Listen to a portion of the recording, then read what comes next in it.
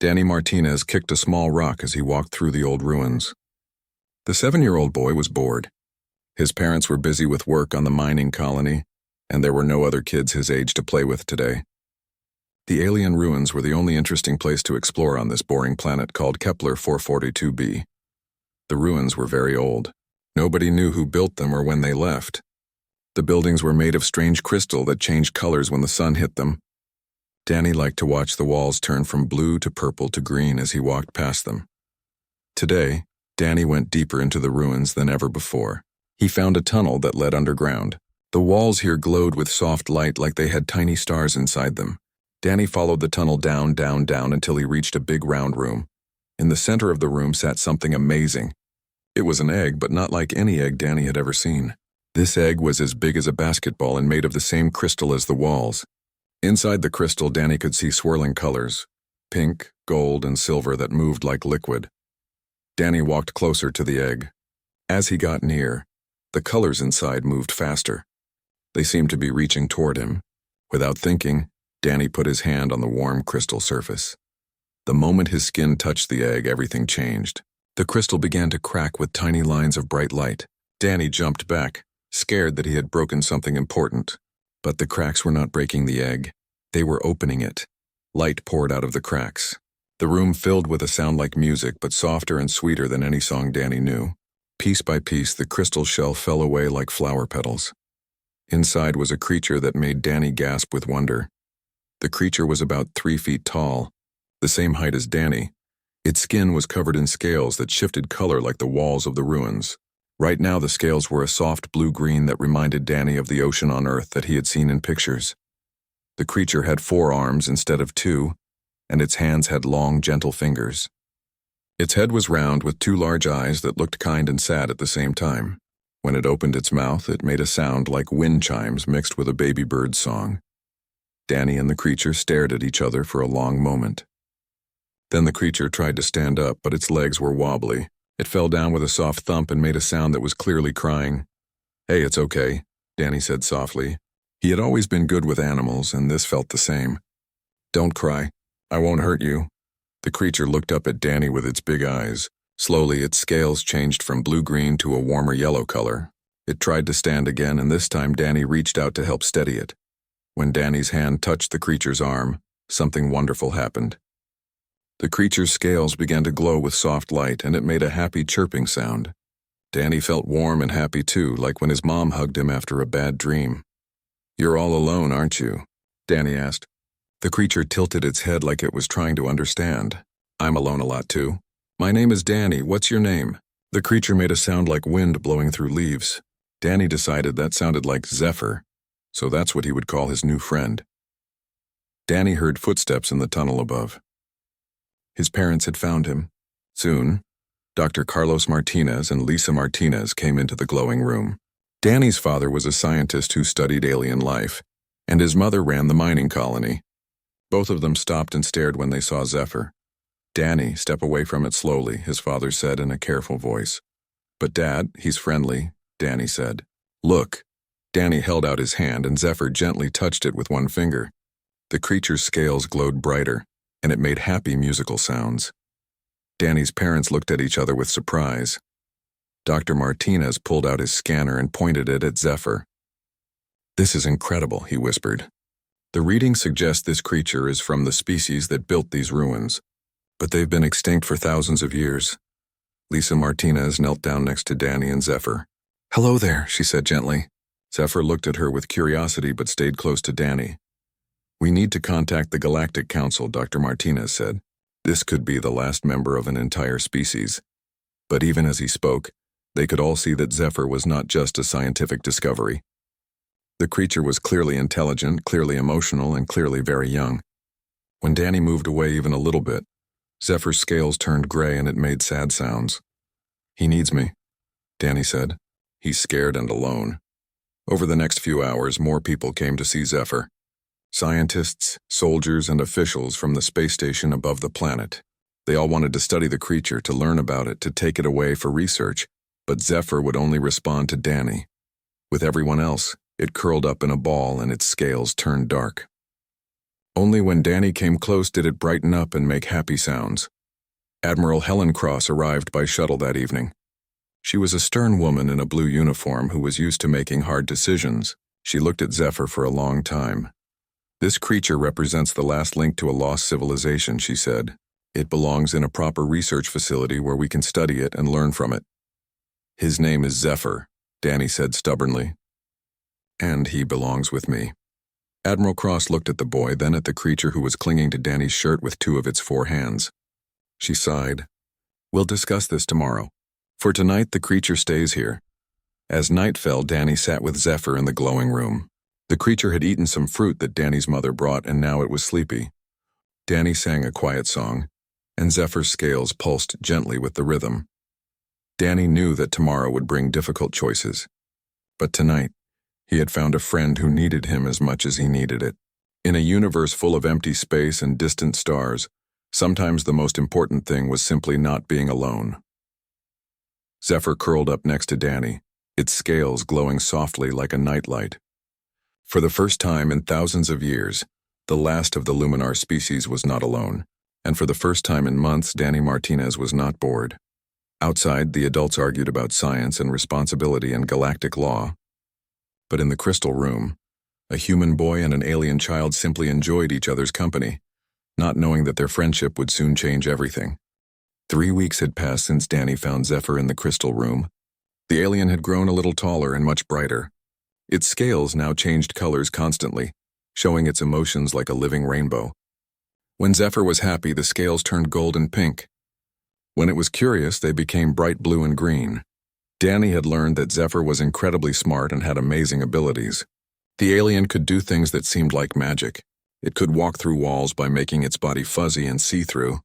It could make small pictures appear in the air, like tiny movies floating in space. Most amazing of all, Zephyr could make things float by touching them with its mind.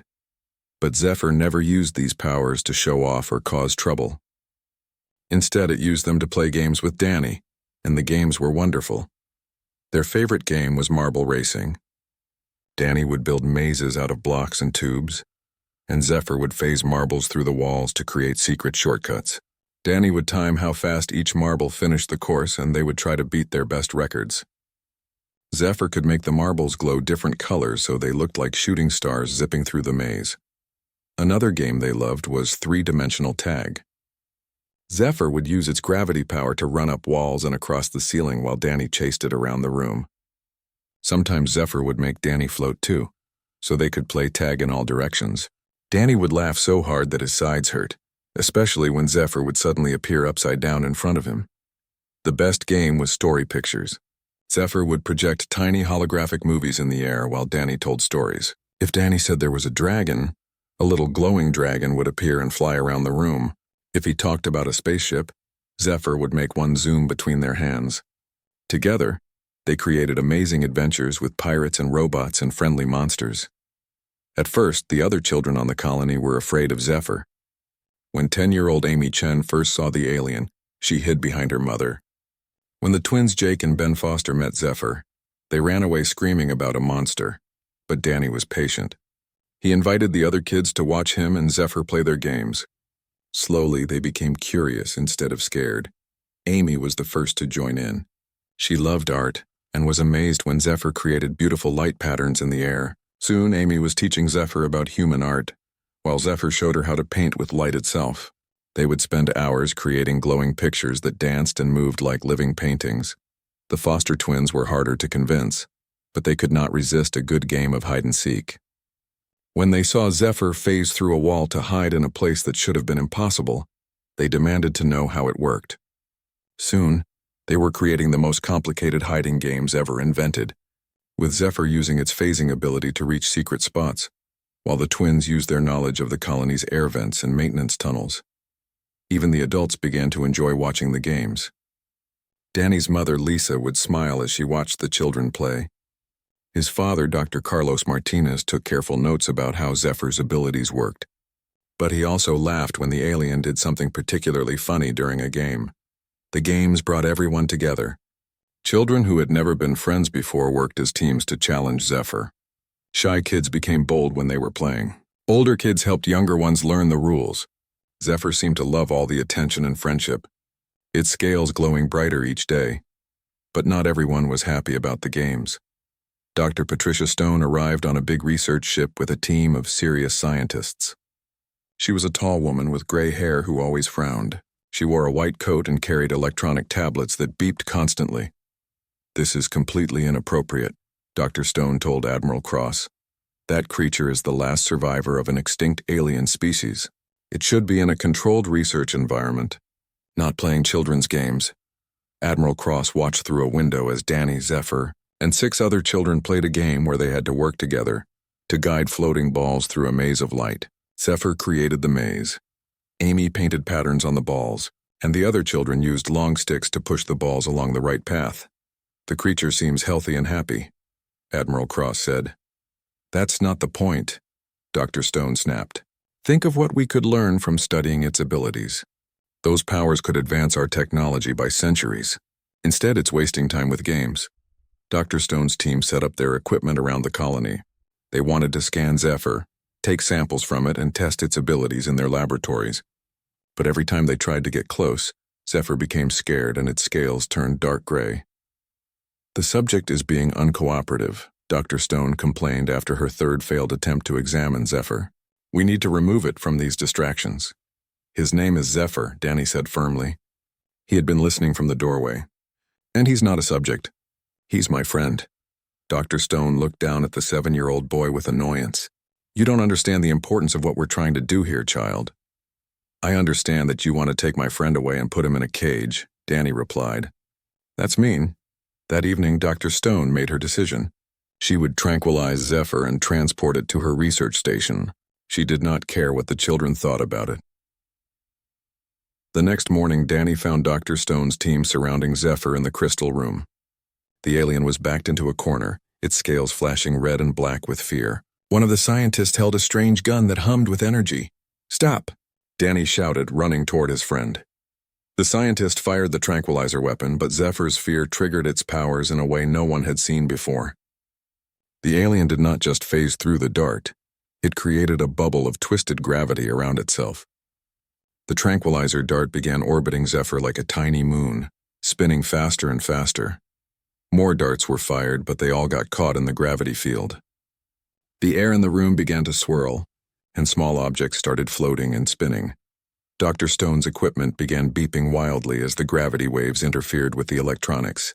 "Zephyr, it's okay," Danny called out, but his voice was lost in the wind that Zephyr's powers had created. The gravity field grew stronger. Chairs and tables began to slide across the floor. Cracks appeared in the crystal walls as the ancient structure groaned under the stress. Outside, colonists ran for cover as the ground shook. Zephyr was not trying to hurt anyone. It was just a scared child whose powers were out of control, but its fear was destroying everything around it. Dr. Stone and her team fled the room as pieces of ceiling began to fall. The tranquilizer gun was sucked into Zephyr's gravity field and crushed into a ball of twisted metal. Only Danny stayed. He fought against the swirling wind and floating debris to reach his friend. When he finally touched Zephyr's hand, the alien looked at him with tears in its large eyes. "It's okay," Danny said, even though he had to shout over the noise. "I'm here. You're safe."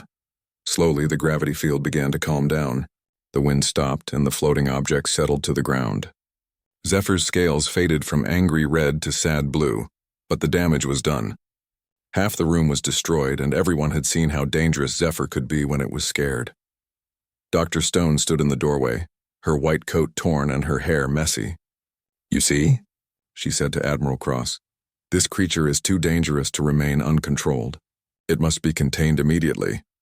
Admiral Cross looked at the destruction, then at Danny holding the trembling alien. She knew that tomorrow would bring harder decisions and bigger problems. The games were over. Now the real test would begin. The next morning brought bad news. Commander Ryan Blake arrived with 20 soldiers in black armor. He was a hard man with cold eyes who saw everything as either a threat or a tool. When he looked at Zephyr, he saw only danger. "The alien creature has demonstrated that it cannot control its abilities," Commander Blake announced to the gathered colonists. "For the safety of everyone on this planet, it must be contained immediately." Danny stood in front of Zephyr, his small hands spread wide to protect his friend. Zephyr didn't mean to hurt anyone. He was just scared. Intentions don't matter when the result is destruction, Commander Blake replied. My orders are clear. The creature will be transported to a maximum security research facility. Zephyr's scales had been gray all morning. The alien understood enough human words to know that these people wanted to take it away from Danny. It pressed close to the boy, making soft, frightened sounds. Dr. Carlos Martinez stepped forward. Commander, I've been studying the creature's behavior. I believe it requires emotional bonding for psychological stability. Separating it from Danny could make it more dangerous, not less. Commander Blake's expression did not change. Your opinions are noted, Doctor. But my decision stands. As the soldiers moved closer, Zephyr panicked. Its scales flashed bright red and small cracks appeared in the ground around its feet. The soldiers raised their stun weapons. Run, Zephyr! Danny shouted. The alien looked at its human friend with wide, sad eyes. Then it phased through the floor and disappeared. Commander Blake cursed as his soldiers found nothing but empty space where Zephyr had been standing. The alien could be anywhere on the planet now, hiding in places no one could reach. Find it, he ordered his men. Use every scanner we have. But Zephyr was already far away, running through the dangerous wilderness beyond the colony. The alien was fast and could phase through the rocky hills and crystal formations that covered this part of the planet. Soon it was deep in territory that even the colonists avoided. The wilderness was full of dangers. Energy storms swept across the land without warning, turning the sky purple and making the ground shake. The crystal formations grew wild here, creating mazes of sharp edges and unstable towers that could fall at any moment. Strange plants with thorns like knives grew in the shadows between the rocks. But Zephyr was not thinking about danger. It was thinking about Danny and how the humans wanted to take them apart. The alien's emotions were a storm of fear, sadness, and confusion. Why did some humans want to hurt it? Why couldn't they understand that it just wanted to play and be happy? Back at the colony, Danny was in trouble too. His parents had forbidden him from leaving the settlement, but Danny had other plans. He knew Zephyr was scared and alone. His friend needed him. I have to find him, Danny told his mother that evening. Lisa Martinez knelt down and hugged her son. Sweetheart, the wilderness is too dangerous. The soldiers will find Zephyr and everything will be okay. But Danny could see in his mother's eyes that she was not sure everything would be okay. The adults were scared too, just in a different way. That night, Danny snuck out of his family's house. He took a backpack with water and food, a flashlight and his favorite toy, a small stuffed robot that his grandmother had given him. If Zephyr was scared, maybe the toy would help comfort his friend. The wilderness at night was a scary place. Strange sounds echoed between the crystal formations and the ground glowed with patches of weird light. But Danny was brave when it came to helping his friends. He followed the faint traces of bioluminescence that Zephyr left behind, tiny sparkles on rocks where the alien had touched them. It took Danny most of the night to track Zephyr through the maze of crystal hills. Several times he had to hide when search drones flew overhead with bright spotlights. The soldiers were looking for Zephyr too, but they were making too much noise and light. The alien would hear them coming from far away. Danny was quieter and smaller. He could squeeze through gaps in the rocks and follow paths that the soldiers could not use. Most importantly, he understood his friend's feelings. When he found strange scorch marks on some crystals, he knew Zephyr had been angry. When he saw claw marks scraped deep into a rock wall, he knew his friend had been trying to dig somewhere safe to hide. Finally, as the sun began to rise, Danny found a narrow cave hidden behind a curtain of hanging crystal vines. Inside, he could see a faint glow that pulsed slowly like a sad heartbeat. Zephyr? Danny called softly. It's me. It's Danny. The glow stopped pulsing. Then Danny heard a sound that broke his heart. Zephyr was crying. Not the musical crying from when they first met, but deep, hopeless sobs that sounded like the end of the world. Danny crawled into the cave. Zephyr was curled up in a ball at the back, its scales barely glowing at all. Around the alien, rocks floated in the air without any pattern, and tiny rips in space flickered open and closed like wounds in reality itself. Hey, buddy, Danny said gently. I found you. Zephyr looked up with eyes that were dull and lifeless. Its scales were almost completely gray now, like it was fading away. When it tried to move, the floating rock spun faster and more cracks appeared in the air around it. Danny realized that his friend was very sick. Not sick in body, but sick in mind and heart. Being alone and scared was hurting Zephyr in ways that medicine could not fix. I brought you something, Danny said, pulling out his stuffed robot. His name is Beep Boop. He helps me feel better when I'm scared. Zephyr looked at the toy with confusion. Then very slowly it reached out one shaky hand to touch the soft fabric. As soon as its fingers made contact, a tiny bit of color returned to its scales. See? He likes you, Danny said, smiling even though he was worried. Want to play our color game? The color game was simple. Danny would clap his hands in a pattern, and Zephyr would make its scales change colors to match the rhythm. It was one of the first games they had invented together.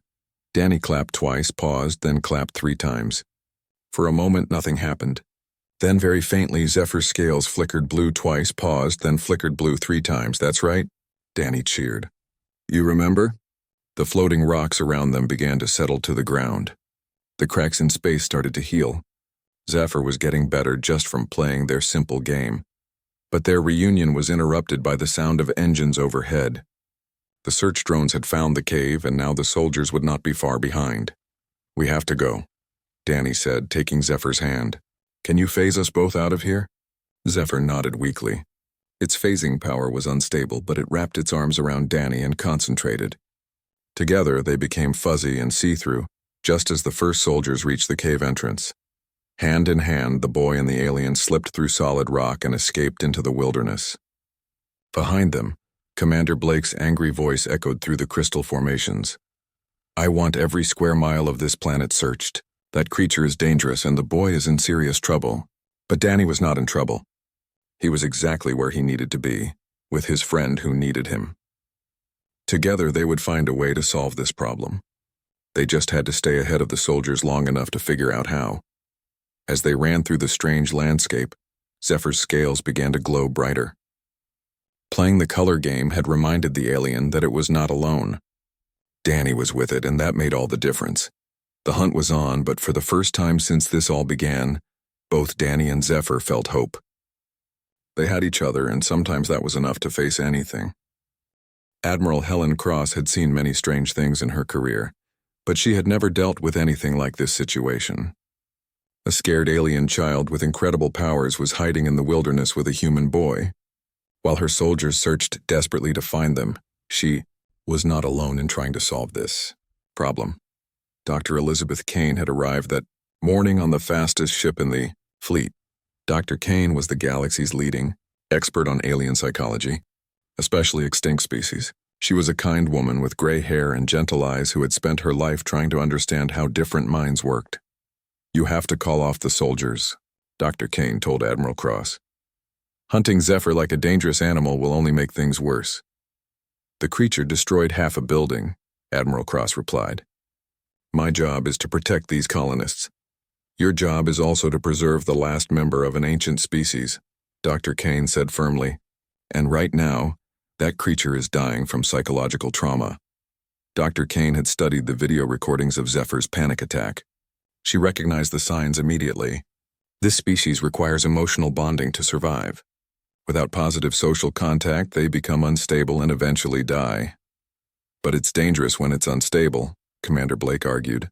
My men report gravity distortions and space-time fractures wherever they track it. Exactly my point, Dr. Kane said. The more you chase it, the more frightened it becomes and the more dangerous its powers become. It's a cycle that will end badly for everyone. While the adults argued, Danny and Zephyr had found temporary shelter in an abandoned Luminar temple deep in the wilderness. This temple was different from the one where Danny had first found Zephyr. It was much larger and more complex, with rooms and corridors that seemed to go on forever. The walls here did not just glow, they showed pictures. As Danny and Zephyr walked through the halls, images appeared on the crystal surfaces. They saw Luminar families playing together, creating art, building incredible machines, and living happy lives. This was your people's home, Danny whispered to Zephyr. They look just like you. Zephyr's scales brightened as it looked at the pictures. For the first time since the soldiers had come, the alien seemed truly happy. It touched the walls, and the images became clearer and more detailed. Danny saw that the Luminar had been a very playful species. Everything they built was like a game or a puzzle. Their buildings were designed to be fun to live in, with slides instead of stairs and rooms that could change shape. Their vehicles were works of art that danced through the sky rather than simply flying from place to place. Most amazing of all, Danny saw that the Luminar children learned by playing. Instead of sitting in classrooms, they played elaborate games that taught them about science, art, and how to use their special abilities. No wonder you love games so much, Danny said to Zephyr. It's how your people learned everything. Zephyr began showing Danny new games from the temple walls. There was a game where players used gravity powers to build impossible structures, balancing stones and crystals in ways that should not have worked. There was another game where teams of Luminar created group holograms, combining their mental pictures to tell complex stories. Danny tried to play these ancient games with Zephyr, and something wonderful happened. The temple began to wake up around them. Lights that had been dark for thousands of years began to glow. Machines that had been silent since the Luminar disappeared began to hum with power. The temple is responding to you playing together, Danny realized. It knows you're here. But their discovery was interrupted by the sound of footsteps in the outer corridors. Dr. Kane had convinced Admiral Cross to let her lead a small, peaceful search team. Unlike Commander Blake's soldiers, Dr. Kane's group came without weapons and moved quietly. Dr. Kane followed the faint sounds of laughter deeper into the temple. When she finally found Danny and Zephyr, they were in a large circular room playing an incredible game. Zephyr was using its gravity powers to make dozens of small objects float in the air. Crystals, stones, pieces of metal, anything it could find. Danny was telling a story about space pirates and brave heroes, and as he spoke, Zephyr arranged the floating objects to act out the tale. A crystal became a spaceship, zooming through the air as Danny described its journey. Stones became planets orbiting around each other in perfect circles. Pieces of metal became the space pirates' ships, chasing the heroes through an asteroid field made of floating pebbles. But this was not just Zephyr's doing. The temple itself was helping. Holographic displays showed larger versions of Danny's story, while the walls pulsed with colors that matched the excitement of the tale. Dr. Kane watched in amazement as the ancient technology responded to the simple act of a human child and an alien child playing together. The temple had been designed to work with Luminar families, but it recognized something in their friendship that was close enough to activate its systems. Incredible, Dr. Kane whispered to Admiral Cross, who had followed behind her. The boy and the alien are recreating the social bonds that this technology was designed to respond to. The game ended when Danny and Zephyr noticed the adults watching them. Zephyr immediately became scared, its scales turning gray as it prepared to run or fight. Wait, Dr. Kane said gently. We're not here to hurt you. We want to understand. She stepped slowly into the room, her hands visible and empty. My name is Elizabeth. I study how minds work. I want to help you and Danny stay together. Zephyr looked at Danny, who nodded encouragingly. The alien scales shifted to a cautious yellow-green. Danny, Admiral Cross said, your parents are very worried about you. We need to find a solution that keeps everyone safe. Zephyr is safe when he's with me, Danny said stubbornly. It's the soldiers that make him scared and dangerous. Dr. Kane knelt down to look at both children at eye level. You're right, Danny. Zephyr needs emotional bonding to stay stable, but the other adults need to understand that too. Before anyone could say more, Commander Blake's voice echoed through the temple corridors. His soldiers had tracked the search team and were moving in with stun weapons ready. No, Dr. Kane called out, but it was too late. The sound of armed soldiers running through the temple triggered Zephyr's panic response again. The alien scales flashed red as its powers activated defensively. The floating objects from their game began spinning wildly, and cracks appeared in the floor beneath their feet. But this time was different. This time Danny was ready. Zephyr, look at me, Danny said firmly but gently. Remember our breathing game. The breathing game was something they had invented when Zephyr got excited during play. Danny would breathe slowly and deeply, and Zephyr would match its color changes to the rhythm. Danny took a slow, deep breath, holding it for 3 counts. Zephyr's scales shifted from angry red to calmer orange. Danny breathed out slowly and the orange faded to yellow. Around them, the spinning objects began to slow down. The cracks in the floor stopped spreading. Commander Blake and his soldiers burst into the room just as Danny and Zephyr were finishing their calming exercise. The soldiers raised their weapons, but Admiral Cross held up her hand to stop them. Hold your fire, she ordered. Dr. Kane looked around at the ancient temple, responding to the friendship between 2 children, at the way Danny could calm Zephyr's dangerous powers with a simple breathing exercise. and at how the alien's abilities stabilized when it felt safe and loved. "Admiral," she said quietly, "I think we need to change our approach to this entire situation." But Commander Blake was not convinced. "The creature is still dangerous. One scared moment and it could tear this whole temple apart." As if to prove his point, Danny stumbled on a loose stone and fell to his knees with a cry of pain. Blood seeped through his pants where he had scraped his leg on the sharp crystal floor. Zephyr saw its best friend hurt and bleeding, and the alien's emotions exploded outward like a bomb made of grief and rage.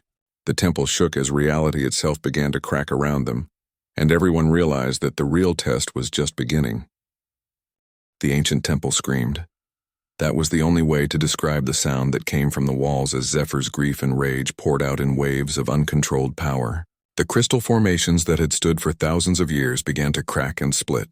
The air itself seemed to tear open, showing glimpses of swirling energy and distant stars. Zephyr stood over Danny's bleeding form, its forearms spread wide and its scales blazing with colors that hurt to look at. The alien was not trying to destroy anything on purpose, but its pain was so great that reality could not hold together around it. Commander Blake and his soldiers tried to retreat, but the doorway they had entered through was now blocked by a wall of twisted space. Dr. Kane and Admiral Cross grabbed onto each other as the floor tilted and warped beneath their feet. "We have to get out of here," Commander Blake shouted over the noise. "The whole structure is going to collapse." But Dr. Kane was watching something else. Despite his scraped knee and the chaos around him, Danny was not running or screaming. Instead, he was trying to sit up and reach toward his friend. "Zephyr," Danny called out, his voice barely audible over the temple's groaning. "Zephyr, I'm okay. It's just a little cut." The alien did not hear him. Zephyr was lost in its own pain, remembering every time it had been alone, every moment of fear, every loss it had ever felt. The power flowing out of it was not just from the present moment, but from thousands of years of loneliness that its species had felt as they slowly disappeared. The cracks in reality grew wider. Through them, the adults could see the emptiness between stars, the cold vacuum that separated all living things from each other. Soon those cracks would be big enough for the temple, and everyone in it to fall through into nothingness. Danny tried to stand up, but his knee hurt, and he was dizzy from all the chaos around him. So instead, he did something simpler. He began to sing. It was not a fancy song or a brave song. It was just a simple lullaby that his mother had sung to him when he was scared during thunderstorms back on Earth. Danny's voice was small and shaky, but it carried something that all the power in the universe could not match. Love. "Twinkle, twinkle, little star," Danny sang, looking straight at Zephyr. "How I wonder what you are." The first line barely made it through the noise, but Zephyr's blazing scales flickered for just a moment. Up above the world so high, Danny continued, putting all his heart into the words. "Like a diamond in the sky." This time Zephyr heard him. The alien's head turned toward Danny and its expression changed from rage to confusion. Why was its friend singing at a time like this? "Twinkle, twinkle, little star," Danny sang again, holding out his hand even though it hurt to move. "How I wonder what you are." Slowly, the terrible noise from the temple began to quiet. The cracks in space stopped growing, though they did not close. Zephyr took a shaky step toward Danny, its scales shifting from angry red to uncertain purple. Dr. Kane watched in amazement as a simple human lullaby accomplished what all their weapons and technology could not. The song was not stopping Zephyr's power. It was giving the alien something to focus on besides its pain. "When the blazing sun is gone," Danny sang, smiling at his friend even though tears were running down his face. "When he nothing shines upon." Zephyr knelt down next to Danny, carefully touching the boy's injured knee with one gentle finger. Its scales turned to a soft, worried blue. "Then you show your little light," Danny continued. "Twinkle, twinkle all the night." The alien began to glow with a warm, steady light that matched the rhythm of the song. Around them, the temple's ancient systems responded to this new harmony. The cracks in space began to heal, and the twisted walls slowly returned to their normal shapes. "Twinkle, twinkle, little star," Danny and Zephyr finished together, Danny with his voice, Zephyr with patterns of light that danced across its scales. "How I wonder what you are." The temple fell silent except for the gentle humming of its awakened machinery. The crisis was over, but something had changed forever in that room. Everyone who had witnessed it, the admiral, the doctor, even the tough commander, had seen something that would stay with them for the rest of their lives. They had seen a human child calm a being of immense power through nothing. More than friendship and a simple song. Admiral Cross was the first to speak. "Dr. Kane," she said quietly, "I think it's time we listen to your recommendations." The next few days brought meetings and arguments and long conversations between the adults. But the final decision was not really in doubt. What Danny and Zephyr had shown them in the temple had changed everything. The Galactic Council made an unprecedented choice. Instead of taking Zephyr away for study, they would leave the alien on Kepler 442b under the protection of the Martinez family. The colony would become a special preserve where the last of the Luminar could grow up in peace and safety. Dr. Stone was not happy about the decision, but even she had to admit that separating Danny and Zephyr would likely kill the alien. "This is highly irregular," she complained, but she packed up her equipment and left. Commander Blake was reassigned to duties that did not involve making decisions about children. His replacement, Captain Amy Walker, was much more interested in protecting Zephyr than capturing it. Dr. Kane stayed on the colony to study the amazing bond between the human boy and the alien child. But she studied it by watching them play, not by running tests or taking samples. Her research became about understanding friendship itself, how it worked across species, how it could heal trauma, and how it could unlock possibilities that no one had imagined. The temple became a special place where human and Luminar technology learned to work together. As Danny and Zephyr grew older, they discovered new rooms and new games that the ancient builders had left behind. They also invented their own games, combining human imagination with Luminar abilities in ways that amazed everyone who saw them. Other children came to visit the colony from across the galaxy. Some were human, some were alien, and some were species that no one had seen before. All of them came to learn the games that Danny and Zephyr had created, games that taught cooperation, creativity, and understanding. Amy Chen became the colony's first official game ambassador, teaching visitors how to play with light and color. The Foster twins started a program that used phasing abilities and human ingenuity to explore places that had never been reached before. Even shy children found their voices when they played the musical games that Zephyr had learned from the temple walls. Years passed. Danny grew from a 7-year-old boy into a teenager, and Zephyr grew too, becoming taller and more graceful, with scales that could show incredibly complex patterns. But their friendship never changed. They were still best friends who loved to play together and create new adventures. The galaxy had learned something important from watching them.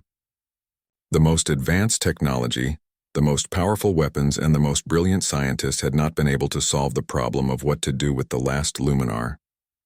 But a lonely human boy who offered friendship and games had saved an entire species from extinction, because that was what had happened in the end. Deep in the temple, responding to the happiness and emotional stability that Danny's friendship had given Zephyr, the ancient cloning technology had awakened. New Luminar eggs began to glow in hidden chambers, their development triggered by the psychic resonance of a young Luminar who was finally, truly happy. The story ended on Danny's 16th birthday, with a celebration that filled the entire temple complex. Dozens of human and alien children played games that combined the best of many different species' abilities. Zephyr, now adult-sized and magnificent, moved among them like a gentle teacher, helping everyone learn and grow. But in a quiet moment, Danny and Zephyr snuck away from the party to their favorite room, the same circular chamber where they had first played together in the temple. They sat together in comfortable silence, watching the walls show pictures of the ancient Luminar and their games. "Do you ever wonder what would have happened if we had never met?" Danny asked. Zephyr's scales shifted through a rainbow of colors that Danny had learned to read like words. The pattern meant something like impossible question mixed with grateful and happy. "Yeah, me too," Danny said, grinning. "I can't imagine a world without our games." From deeper in the temple came the sound of new hatchlings chirping as they emerged from their eggs, the first Luminar to be born in thousands of years. Soon Zephyr would have others of its own kind to play with and teach. But Danny knew that no matter how many Luminar children grew up in the temple, Zephyr would always be his best friend. They had found each other when they both needed friendship most. And that bond had changed not just their lives, but the entire galaxy's understanding of what friendship could accomplish. Outside, the celebration continued with laughter and music and games that spanned the stars.